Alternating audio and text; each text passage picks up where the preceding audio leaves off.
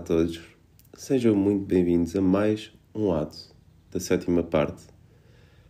Hoje será o terceiro.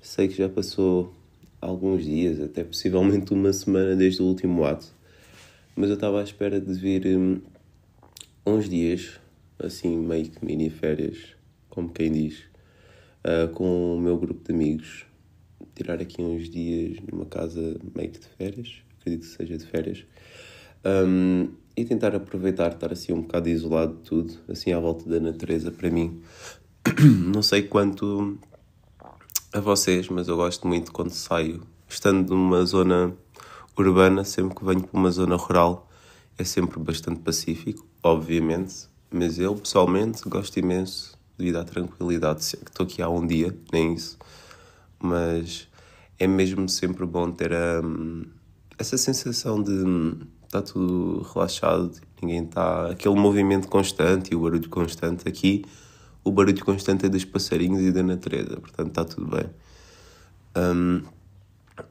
A minha voz ainda não está a 100%, acredito que já esteja melhor, porque eu tenho estado doente, como vocês sabem, como já disse também nos outros atos. Felizmente já está melhor, mas ainda não está a 100%. Não queria era deixar de gravar. Porquê é que eu estou a dizer que estou num sítio diferente? Porque provavelmente está com eco, apesar de eu procurar fazer uma edição depois desta parte. Vai estar aqui um bocadinho de eco, porque infelizmente lá fora eu gostava de ter gravado este ato no meio da natureza, mas infelizmente de manhã agora ainda está bastante vento e o microfone infelizmente iria captar, portanto estou aqui no ginásio, meio que improvisado, mas canto spot mesmo. Infelizmente não vos posso mostrar, mas fica na vossa imaginação uma cabana de madeira com pósteres de ginásio, de menos de ginásio por todo o lado. Algumas máquinas, mas o necessário, tudo o que é importante está a andar para puxar ferro. Portanto, é mesmo isso. Olha, também não quero muito derivar relativamente onde eu estou, é só mesmo para terem em si uma situação. O meu objetivo era mesmo estar no meio da natureza, até porque faria um bocado de sentido de acordo com o que vai ser falado hoje.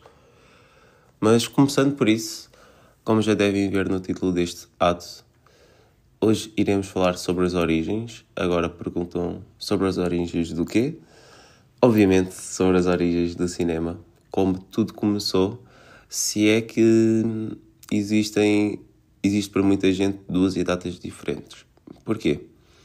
Porque o cinema, como nós o conhecemos hoje em dia, que é, vamos ao cinema, sentamos na sala do espaço e vemos na tela gigante, tipo no ecrã gigante, o filme com som, cores, está tudo a patrão.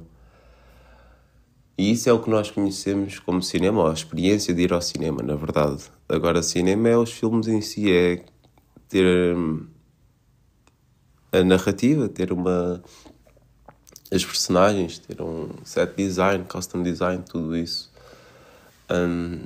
E acabou por se tornar tipo aquilo que nós conhecemos como um filme, todos estes elementos. Mas no início não era de todo assim. Eu, como vos disse, foi este ano que acabei por fazer ainda com deep dive. Obviamente não sei tudo sobre as origens do cinema, nem de perto, mas foi algo que me interessou mesmo bastante ao longo destes tempos e gostei mesmo imenso de ver como é que tudo começou, ok? Como é que tudo chegou àquilo que nós conhecemos hoje em dia, tal como eu estava a dizer, e é mesmo bastante interessante, porque mesmo a ideia, lá está, do cinema, daquilo que nós conhecemos como cinema, não foi de todo aquilo que nós conhecemos de hoje em dia.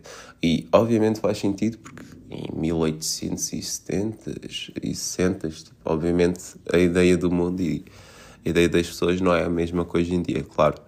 Mas é mesmo engraçado ver como é que foi a evolução desta sétima arte e saber como é que as pessoas estiveram envolvidas também, como é que tudo surgiu.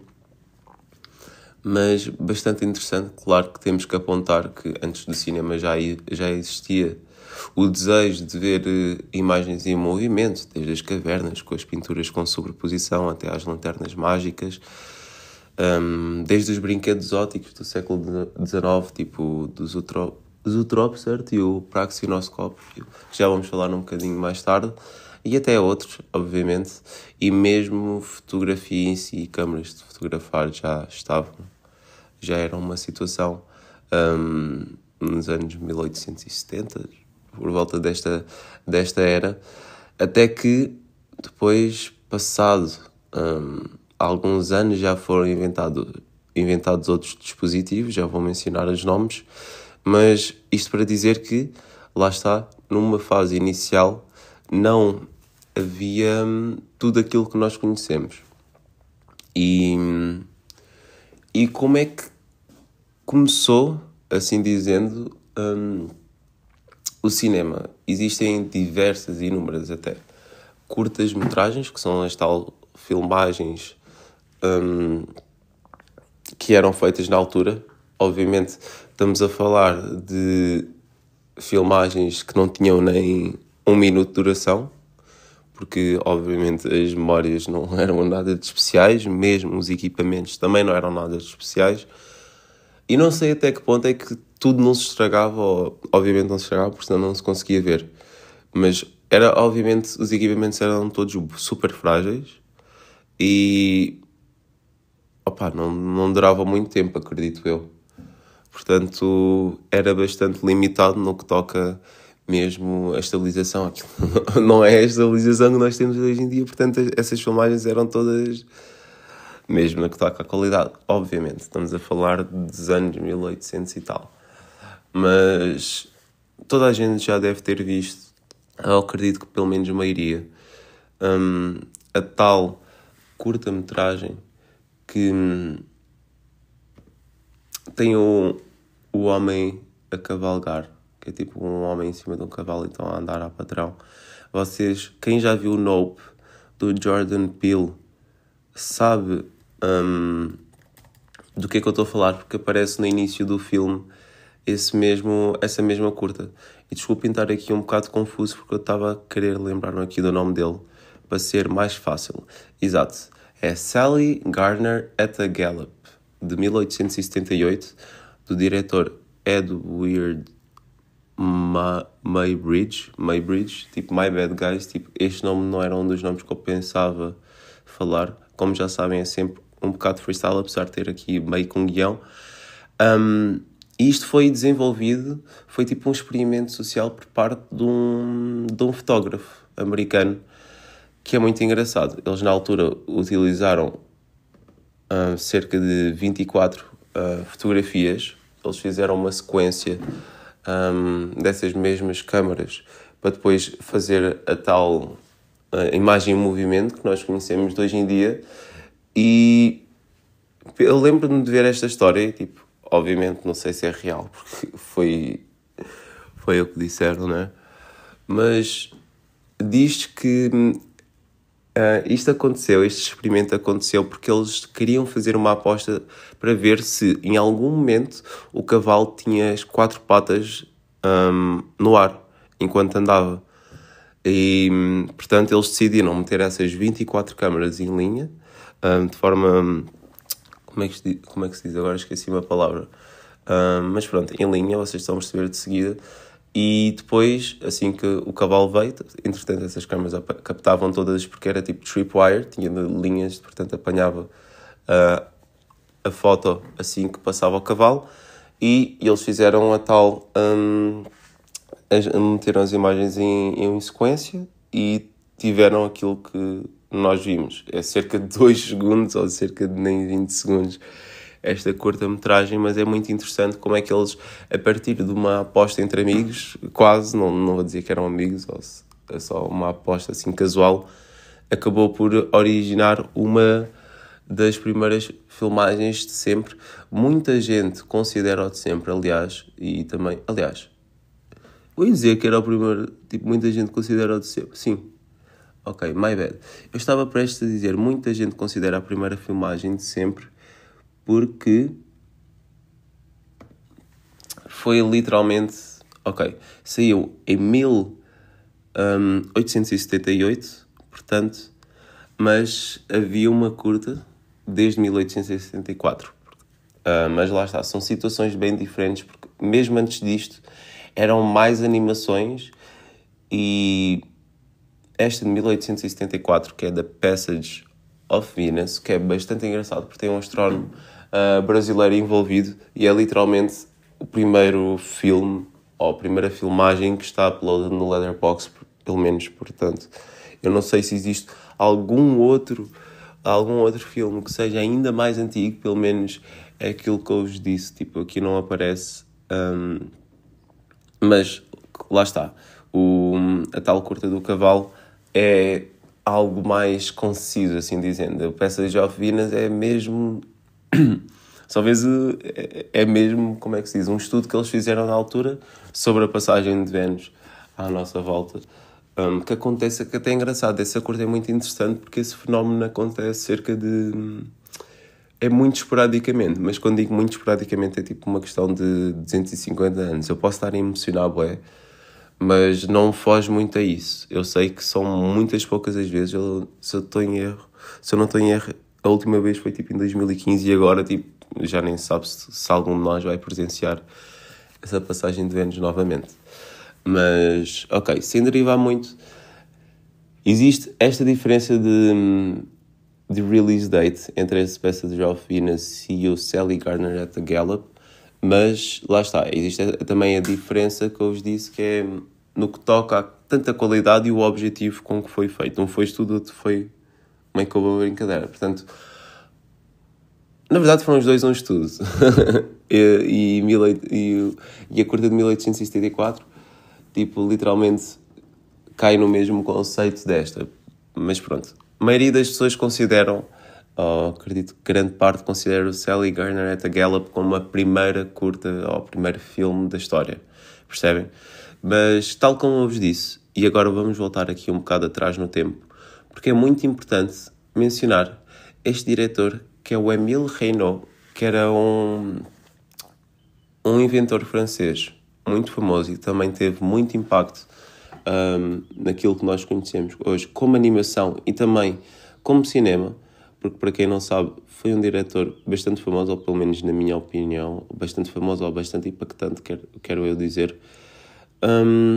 Há bocado mencionei o praxinoscópio, que era basicamente o dispositivo que era utilizado antes do cinema, que Émile Reynaud foi basicamente o inventor do teatro óptico. E o que é que ele fazia? Ele usava este dispositivo, ele fazia gravuras, não sei se é gravuras a palavra certa, mas ele fazia formas, como se fossem fazer bolinhos, tipo de bonecos e etc. Ele fazia formas em madeira e fazia esses bonecos. E depois, eu acho que é bastante difícil explicar para quem não conhece, e mesmo eu também não estou all that in nesta invenção que ele fez, tipo neste dispositivo que ele fez em específico. Mas imaginem como se fosse um rolo de filme e depois, em vez de ser vários frames, são basicamente formas que foram tipo gravadas no sentido tipo... Ele fez... my bad, guys, eu sei que isto aqui é tipo a maior branca de sempre, mas ele basicamente só gravava as formas dos bonequinhos e depois pintava. E o que é que fazia? Assim que ele projetava, conseguia fazer com que, da mesma forma que o rolo de filme temos várias imagens que vão fazer uma sequência tipo satisfatória, ele fazia exatamente o mesmo, só que ao cortar a madeira, ok? Não é carvar, o que eu queria dizer é cortar com as formas certas e que ficasse tudo tipo satisfatório e com cor. E lá está, são curtas, ou quando digo filmagens, porque lá está, depois acabou por ser filmagens no sentido de nós conseguirmos ver. Portanto, via-se sim o objetivo dele, e foi de certa forma o começo da animação como nós também a conhecemos, porque são animações, apesar de serem mesmo bastante curtas, são muito fofas na minha opinião, e estamos a falar de uma altura onde nem sequer ponderava fazer estes desenhos, acho eu. Portanto, Ele literalmente estava muito à frente. Ele, em 1892, cerca de 20 anos após já ser lançado a maioria destas curtas, não vou dizer o nome porque são mesmo imensas, tudo em francês e tudo curtas, mas cerca de 1878 ele começou a lançar todas estas coleções, são cerca de 20, 30. Portanto, há algumas para ver, são bastante fofas. Nem 5 segundos tem cada uma. Portanto, vocês, quem quiser e tiver um tempinho, pode ver. Até acompanhar melhor como é que era feita a projeção e mesmo a execução destas animações, porque eu expliquei da pior forma possível. And I'm sorry for it. Mas como eu estava a dizer, ele, em 1892, já estava no Musée Ravin, em Paris, a projetar certos projetos dele, antes sequer dos irmãos Lumière. E já vamos chegar lá. Ok, portanto, basicamente os filmes dele eram filmes animados pintados à mão em tiras. É tal como eu estava a indicar, eram os primeiros desenhos animados projetados, de certa forma.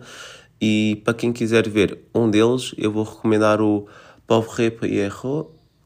Tipo, imaginem, o meu francês, eu não sei francês, portanto, se eu estiver a dizer que eu pronuncio da pior forma possível, I'm trying. Mas é Pauvre Pierrot, de 1892. De qualquer das formas, também vou deixar na lista de referências no Letterboxd do podcast. E vemos como Émile Reynaud basicamente deu um bocado assim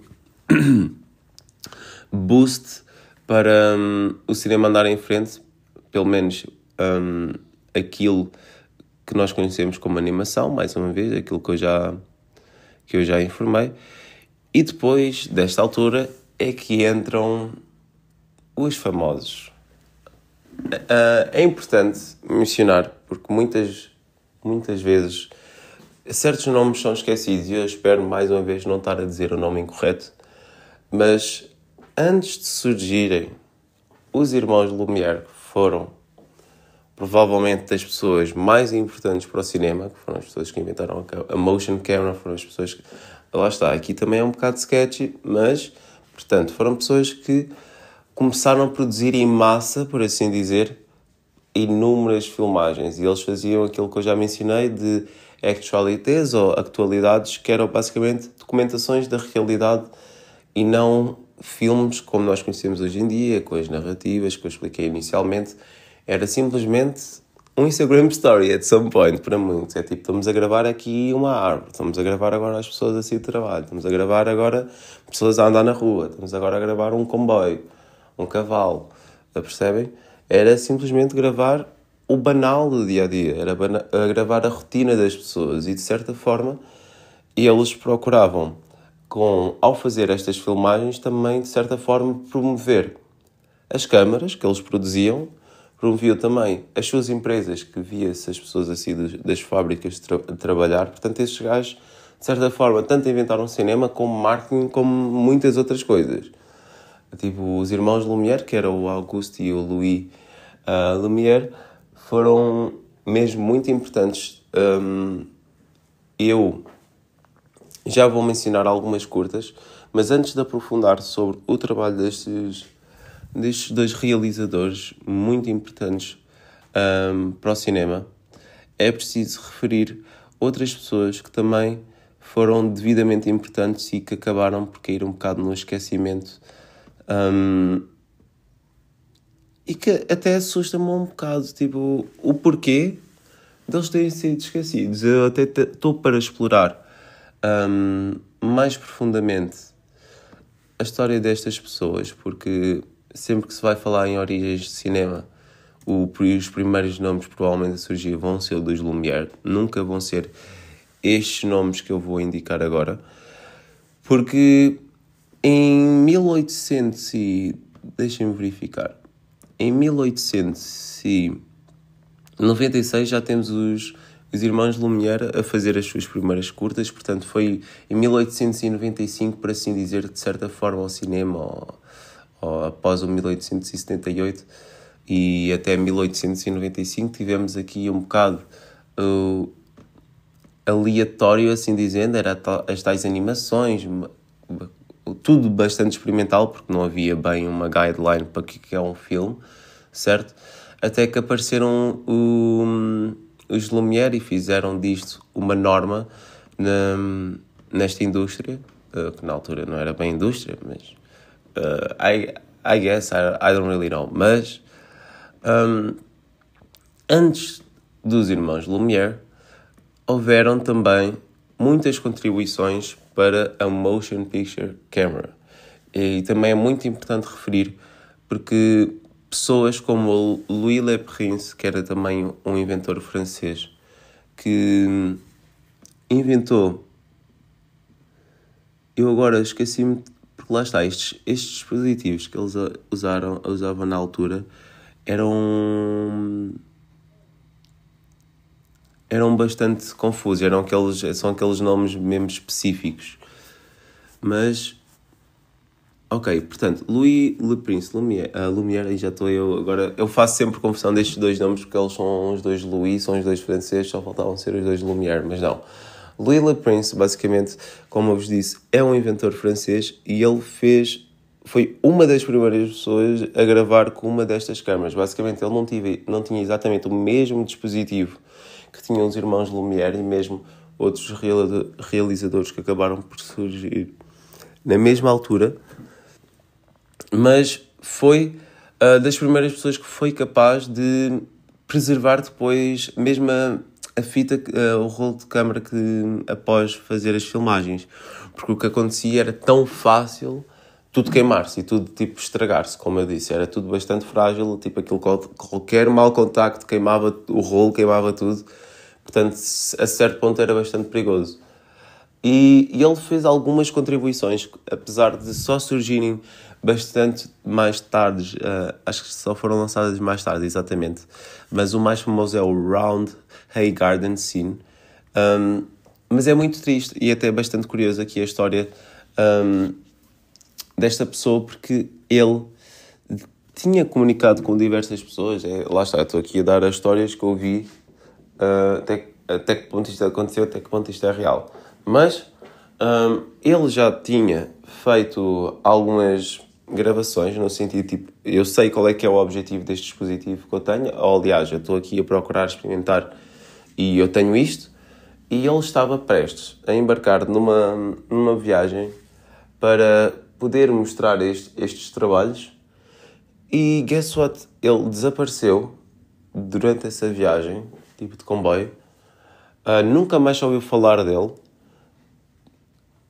A câmara e as gravações desapareceram, obviamente, juntamente com ele. Depois foram reencontradas e apresentadas por outra pessoa.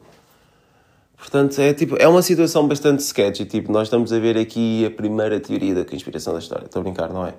Mas já existem bastantes teorias. Existe uma teoria que o próprio Edison... como é que se diz? Sequestrou, porque existem bastantes polémicas no que toca a ver o Thomas Edison, e nem quero aprofundar muito nesse nome, porque Loki dá-me o week, tipo, com as merdas todas que ele fez, apesar de ser uma pessoa muito importante. Lá está. Depois isso também são outros 500. De qualquer das formas, acabou por desaparecer. Infelizmente, não teve a oportunidade de presenciar tanto a apreciação das suas obras, tanto como depois ao início do cinema e à evolução do mesmo em si. Mas foi uma pessoa que contribuiu para aquilo que nós conhecemos, e mesmo para depois os irmãos Lumière conseguirem chegar a um dispositivo estável, porque todas estas câmaras anteriormente ou gravavam ou os dispositivos projetavam. Os irmãos Lumière fizeram a Motion Picture Camera, que conseguia tanto captar como projetar. Era tipo os dois em um, e esses menos fizeram tipo algo super, super, super prático para toda a gente. Também é importante apontar que antes de chegarem os irmãos Lumière, e mesmo os irmãos Lumière, eles não procuravam...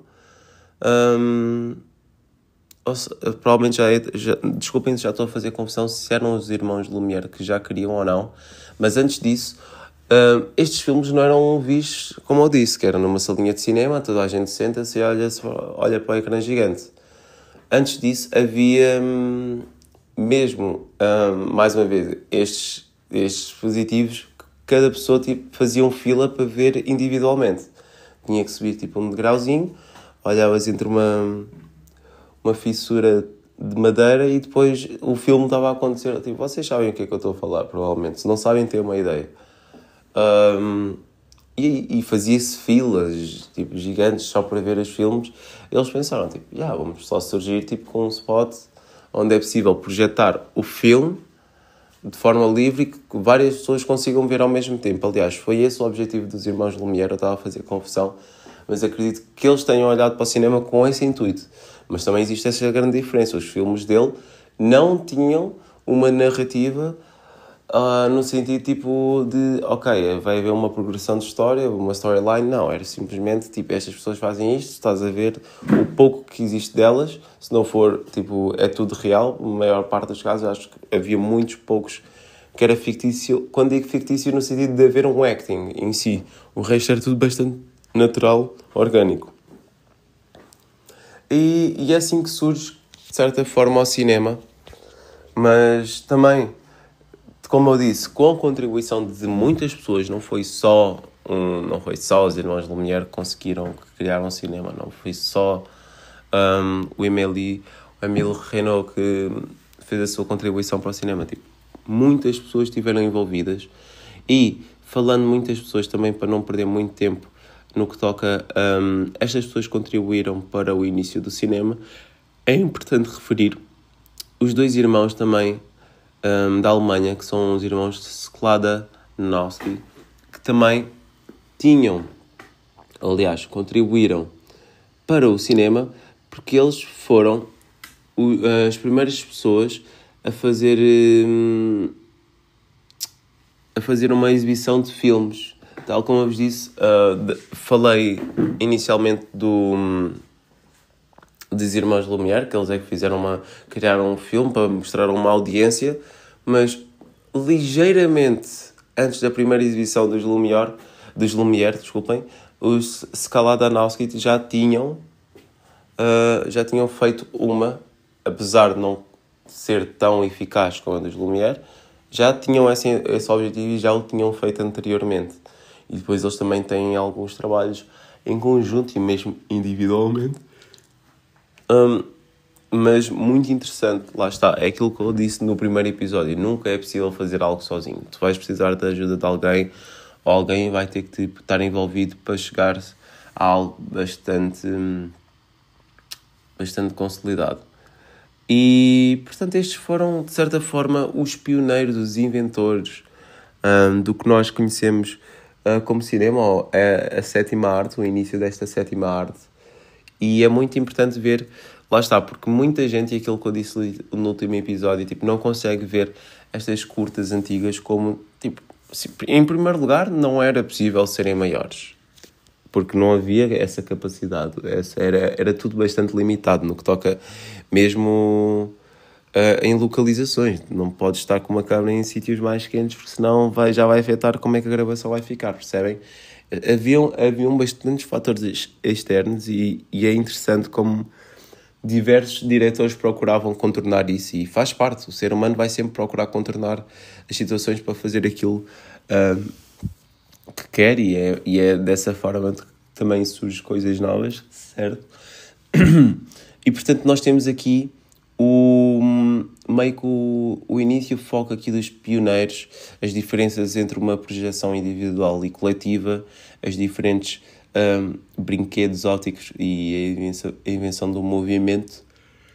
Também esqueci de mencionar, peço desculpa, o zootrópio e a cronofotografia, também eram dispositivos, e o praxinoscópio por parte do Émile Renault, como mencionei, foram muito importantes aqui no início do cinema. E agora, sem querer aprofundar muito nestas duas pessoas, porque eu acredito que este episódio vai precisar de mais partes, mas surge também ligeiramente, alguns anos depois dos irmãos Lumière, que é, sem dúvida, o meu diretor favorito desta altura. E, para quem não se conhece, este diretor é o Georges Méliès, um francês, um realizador mágico, diversas coisas. Menos era tudo francês. E é, de longe mesmo, o meu diretor favorito, porque ele, sim, é a primeira pessoa, das primeiras pessoas, não é a primeira pessoa, mas é das primeiras pessoas a trazer a narrativa, a ficção científica, set design, costume design, efeitos especiais, tudo e mais alguma coisa. Isso menos era uma situação para os seus filmes.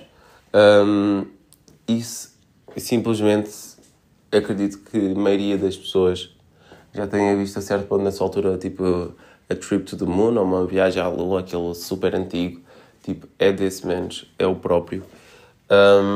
E para quem não sabe, aqui dando um brief history sobre o mesmo, como eu disse, é francês. Ele era mágico antes de ser cineasta.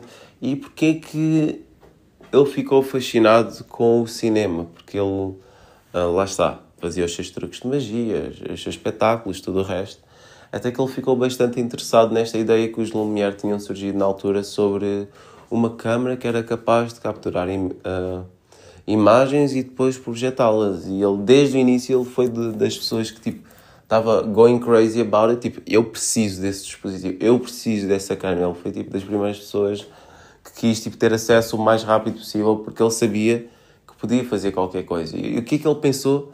Não vou dizer logo, mas ele pensou em algo que ia transformar a vida dele, porque estamos a falar de um mágico que recorre à ilusão para demonstrar a sua arte ou o seu talento às pessoas e, tipo, entreter as pessoas.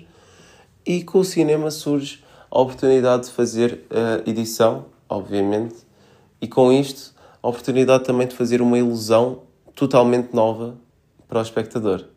Portanto, ele recorreu ao cinema para fazer truques de magia que não seriam possíveis fazer sem uma câmara, sem a ilusão de efeitos especiais e tudo o resto. Portanto, ele, assim que teve acesso a esta câmara, vocês não estão a perceber. Tipo, não são poucos filmes que ele fez. Este man estava putting work. Tipo, ele fez mesmo tudo e mais alguma coisa. Experimentou com diversas coisas. Pá, lá está, eu nem aprofundei muito o que é retratado aqui nas origens do cinema, porque senão seria um bocado triste, como eu vos disse no último episódio. Mas eu sei que iremos voltar aqui às origens, eventualmente, mais cedo ou mais tarde. Agora vou só dando uma introdução, assim, de certa forma, das pessoas impactantes. E, como eu disse, Georges Méliès foi um diretor que dava muita prioridade não só a um elemento. Por exemplo, nós a certo ponto já víamos as filmagens dos irmãos Lumière e de muitos outros diretores que faziam filmes nessa altura. Já estavam à procura do enquadramento, já haviam a experimentar com movimentos captações em movimento, captações, tipo, vários tipos de ângulos de câmera e tudo o resto, enquanto o Georges Méliès já vem para o cinema a procurar, tipo, mudar tudo. Tipo, ele manteve bastante aquilo que era conhecido do teatro, seja a atuação, que é bastante teatral, mas depois vemos as roupas, tipo, tal como eu estava a dizer, o set design, o costume design, bastante, tipo, avançado para a altura. Ele tinha esse cuidado. Tipo, os planos tinham que fazer sentido para a história que estava a decorrer.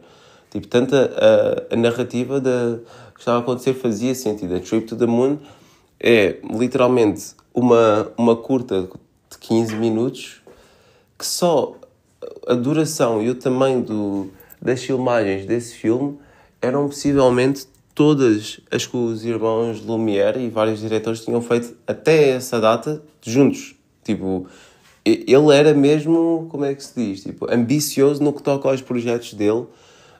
Star Films era o nome do seu estúdio e ele, com La Voyage dans la Lune, que é a viagem à Lua, isso não quer dizer o primeiro blockbuster da história, mas bastante famoso. Esse filme, tipo, vendeu E pessoas estavam fascinadas com esse filme. E lá está. Essa é a minha curta-metragem favorita de longe, porque ele consegue fazer vários cenários. Ele consegue fazer, tipo, tu consegues perceber que há uma história a acontecer, que eles estão a fazer uma viagem à Lua, tem aquela guerra com os efeitos especiais são de longe o melhor no trabalho dele, na minha opinião.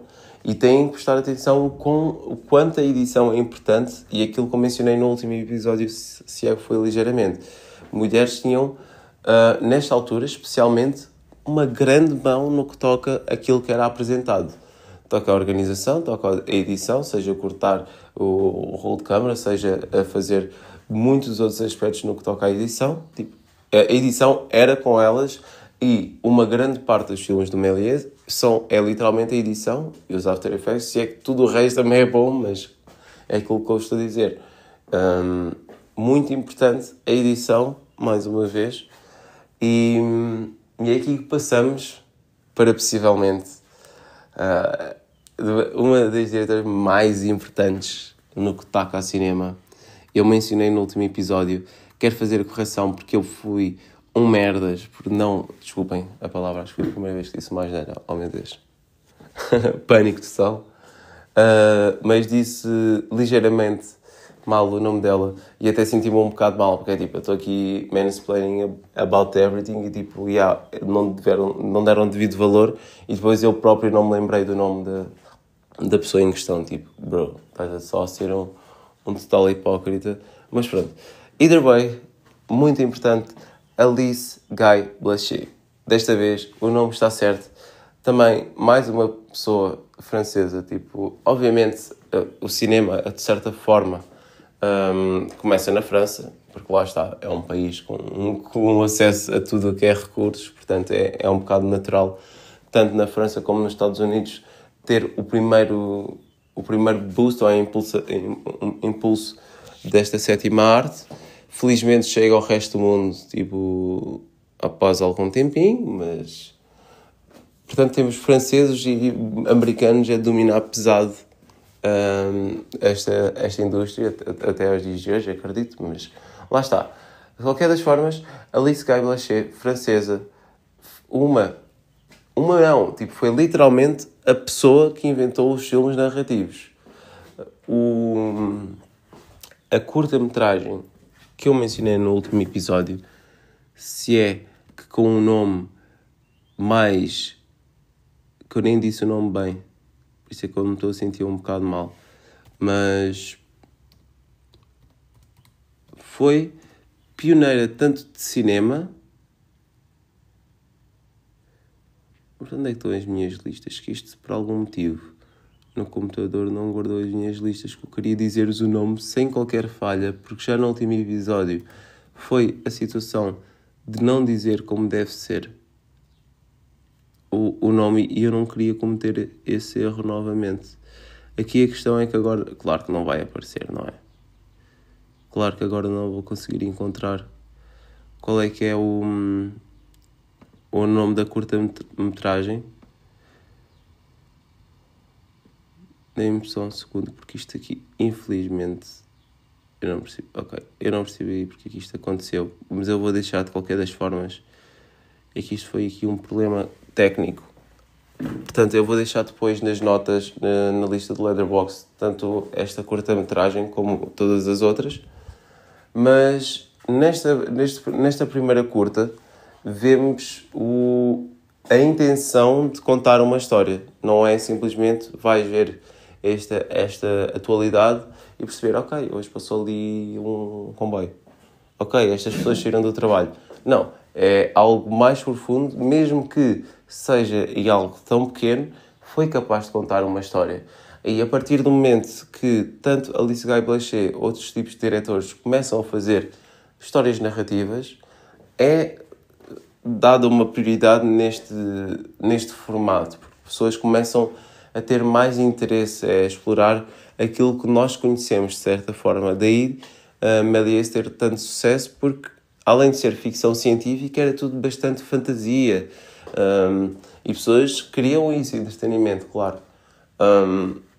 Mas Alice Guy fez inúmeros projetos que esquece. É só visto, eu acho que é uma questão de verem, porque são mesmo bastante fofos. Nota-se ali que é literalmente feito por uma mulher, o que é notório, e tipo, lá está, é muito bom, porque nesta altura não tinham essas oportunidades, simplesmente, e até é bastante, a certo ponto, curioso como é que conseguiu fazer tantos trabalhos e teve tanto êxito, porque eles não permitiam de todo que isso acontecesse, at some point, ou pelo menos é a sensação com que eu ficava, porque ela procurava nos seus filmes, tinha muita comédia, muito drama e até críticas sociais. Existe aquela curta-metragem sobre o feminismo bastante engraçado e acredito de certa forma é isso que as pessoas querem ver, é isso que as pessoas precisam de ver, aliás, a diferença entre cada um, a diferença entre a forma de pensar de cada pessoa, porque é como eu vos estou a dizer, infelizmente muitos dos temas que eram retratados nesta altura das origens do cinema, muitos eram com temas negativos. Portanto, ao chegar pessoas e diretores que procurem trazer algo de bom e quando digo algo bom para todos, não é só para um X número de pessoas ou as pessoas privilegiadas, mas sim para todos. E claro que nós estamos a falar, tipo, quem é que via estes filmes em Paris em 1870, 80, 90? Claro que não era qualquer pessoa, não é? Mas devia ser, imaginem, em 1890, obviamente ainda eram filmes mudos, mas eles sempre tinham, não digo orquestras, enquanto o filme está a dar, mas eles tinham muitas vezes ou o pianista, ou simplesmente, lá está, não tinham, nem sempre era uma full-on orquestra, era possível só certos elementos da música. Se não fosse a música, tinha até alguns atores tipo, com script ou pessoas com script a ler para dar mais contexto enquanto o filme passa de fundo, ou nunca era, por exemplo, totalmente mudo. Acho que isso é uma misconception de toda a gente, que é o cinema estar tipo, completamente tipo, silent. Tipo, os filmes eram mudos, mas tipo, tinha que haver qualquer coisa, senão as pessoas não estavam só a olhar para a tela e tipo, mais nada está a acontecer. Havia sempre um sonzinho de fundo, o que era bastante curioso. E outra, agora falando aqui dos Parisians, lembrei-me desta história, que é relativamente a uma das curtas dos Lumière, provavelmente vocês já viram, que é a tal do comboio a chegar à estação. E agora deixem-me só dizer-vos o nome dela. É tipo The Ray. É bué da fácil, mas eu não quero dizer o nome mal. E desculpem que eu não preparei aqui os títulos todos, porque eu estava mais numa de falar dos diretores e não das curtas, e porque são bastantes, tipo, não... Pronto, either way, 1896, um ano após eles começarem a fazer os seus filmes, os irmãos Lumière lançaram The Arrival of a Train at La Ciotat, que é basicamente um comboio que vem quase que na direção da câmara, percebem? E existe esta tipo, história que é bem engraçada, que é tipo, isto foi o primeiro jump scare no cinema, no sentido de que as pessoas estavam no cinema e viram este comboio a vir, tipo, assustaram-se, saltaram da cadeira e começaram a correr para fora do cinema. Tipo, e provavelmente muitas pessoas já ouviram esta história, eu próprio já ouvi esta história, mas não é de todo real. Ou pelo menos existem vários motivos que não deixariam que esta história fosse real. E vou começar por alguns. Primeiro, tal como eu disse, as pessoas de Paris já estavam habituadas, de certa forma, a várias exibições. Não digo mesmo de filmes de cinema, mas já havia os teatros, já havia outro tipo de projeções, tal como com o Emile Renault. Portanto, eles não estavam totalmente tipo, chocados com o facto de ver uma projeção e um filme a dar num ecrã gigante, percebem? Tipo, ok, agora estamos a ver actually algo, tipo, apesar de não ser a cores, tipo, estamos a ver uma actually filmagem. E lá está, não havia o som do comboio tipo, a vir. Portanto, já esse elemento já era cortado de tipo, não vamos levar isto a sério. Em terceiro lugar, tipo, as pessoas não são burras. Tipo, as pessoas entraram numa sala de cinema, sabem do outro lado não há um comboio, I guess, tipo, não sei. E opá, tipo, acredito que sempre tenha havido alguém a saltar da cadeira ao caralho, mas é tipo, opá, não é de todo a maior a primeira reação de toda a gente. Deve ser só engraçado veres o comboio a vir na tua direção e nada te acontecer, obviamente, né? Mas, either way, eu agora simplesmente foi bem aquele menos que estragou só a piada a todos. Desculpem. Mas é tipo, é tipo, as pessoas de Paris já estavam habituadas a este tipo de merda. Portanto, acabou por não ser um choque, mas independentemente de uma história engraçada. Portanto, temos aqui os irmãos Lumière, temos Alice Guy Blaché, temos também... esqueci-me de mencionar algumas coisas bastante importantes sobre Alice Guy, que inovou, tal como eu disse, a montagem, que é tal a questão da edição, e tipo, muitas pessoas depois, após verem os filmes dela, terem isso em conta e tipo, ok, vamos ter que fazer isto porque ela fez aqui a ligação de forma a dar uma narrativa. E depois, tanto a direção de atores, que tipo, já começou a haver um acting e não era simplesmente a tal atualidade dos irmãos Lumière, e também começou a aplicar certos filmes a cor, hand drawing mesmo. Literalmente eles tinham que desenhar frame por frame, cor por cor, tipo, e estou a dizer-te todos os rolos de filmes, de todas as cópias, não era simplesmente vamos copiar a cor de uma cópia para a outra. Portanto, qualquer filme que alguém tenha visto nesta altura que tenha sido a cores, era tipo hand-painted mesmo. E até que surgiu depois que era uma lente que já tinha duas cores e tudo o resto, mas isso já foi um bocadinho mais para a frente. Mas antes disso, já havia esta vontade e esta procura por parte dos diretores e mesmo dos artistas de ter cor e não ser limitado ao preto e branco como era na altura, percebem? Portanto, é mesmo muito engraçado, mais uma vez, como estes diretores, e Alice Guy é provavelmente a minha terceira, porque lá está, são diretores que procuravam não só... Tipo, não quero contentar-me com aquilo que já conheço, com aquilo que já tenho, vou procurar inovar de inúmeras formas, porque isto é uma altura em que ninguém sabe muito bem o que é a sétima arte em si, o cinema. Estamos todos aqui à procura do mesmo. Até de certa forma, é uma arte bastante recente. Em comparação com todas as outras que nós conhecemos, cinema é bastante recente. E lá está.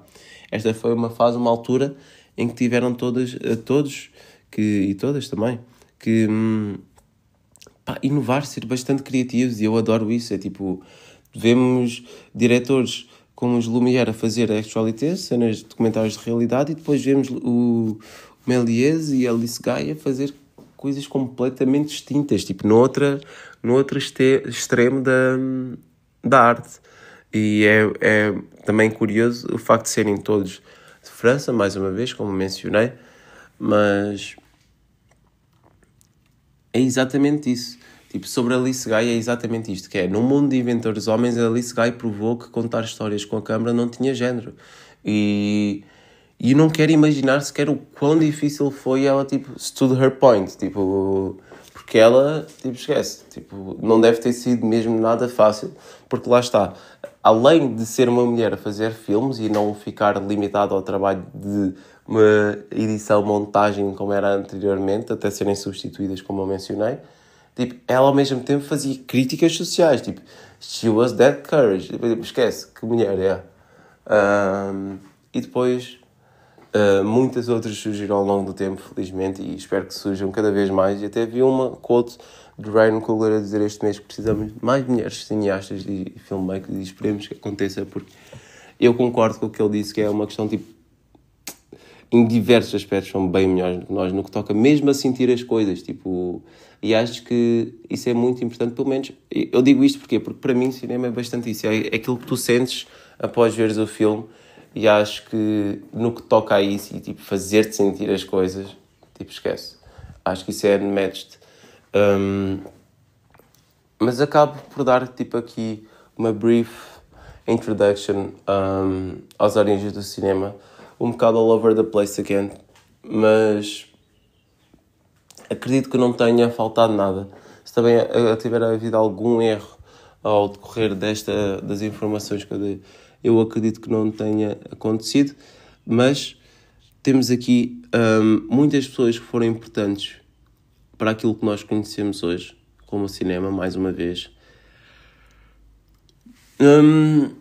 E só para acabar com esta quote, que fala muito sobre o trabalho do meu diretor favorito desta altura, que era Georges Méliès, mas que é: se os Lumière mostravam o mundo como era, tal como eu disse, a realidade, Méliès mostrou o mundo como podia ser sonhado.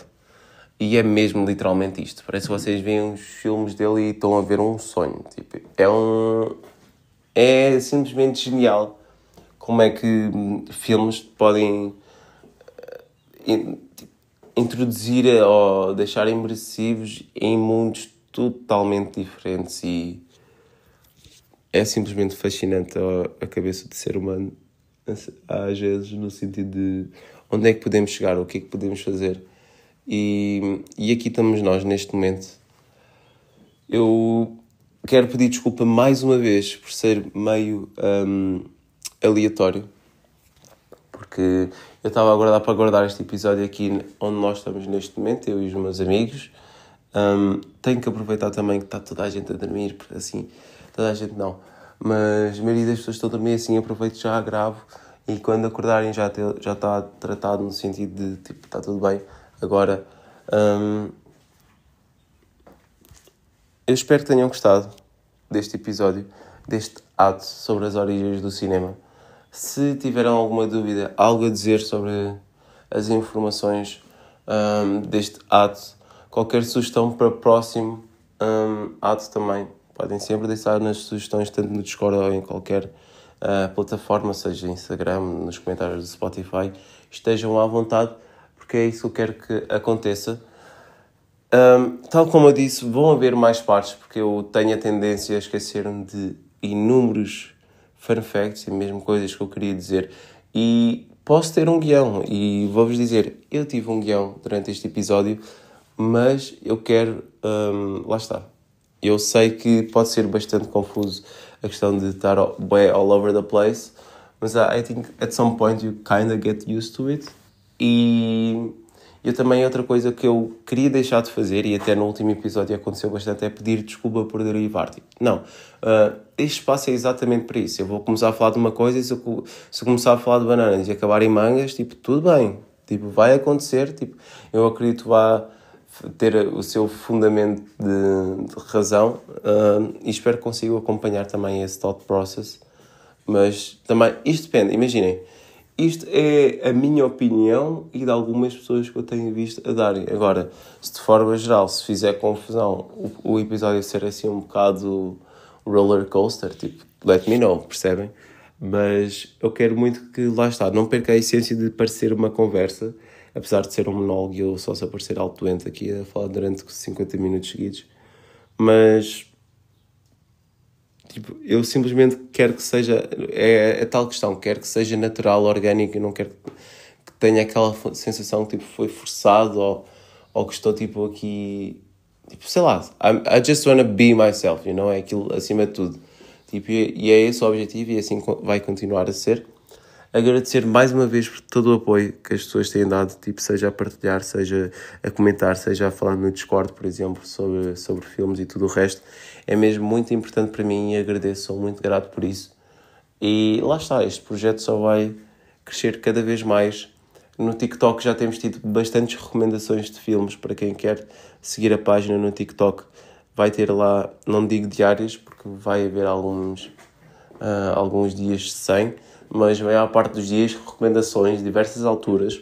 Vão haver recomendações temáticas, quando assim for o caso, mas para quem quiser precisar de recomendações, porque eu não disse neste episódio fora as referências e aqueles que eu gostei, porque lá está, são coisas de 1 minuto, eu não vou estar aqui a recomendar, e até 15, tipo, eu até posso recomendar se quiserem, mas eu acredito que uma pessoa procurando vê isso no instante mesmo no YouTube, e vai estar na lista do Letterboxd regardless, como eu vos disse. Portanto, muito obrigado mais uma vez para quem ouviu até aqui. Espero que aproveitem o vosso dia da melhor forma possível e da forma que vos for possível, e até ao próximo ato.